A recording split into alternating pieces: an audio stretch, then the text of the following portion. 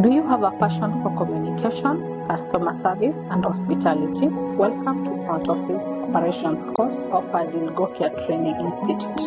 It is an activate competency-based course. In this course, you are trained basic guest relations. You are also trained on how to perform on front office desk tasks, communication skills. You are also taught on how to have some employability skills in today's workforce. As a graduate of this course, you work in hotels, lodges, guest houses, and many other organizations offering the same services. You will pursue a role as a receptionist, front office assistant, and reservation clerk, among many other roles. For this course, it takes a duration of 5 months, which is 3 months of coursework and 2 months of attachment. The institution places you for this attachment, so you do not have to go seeking an attachment by yourself.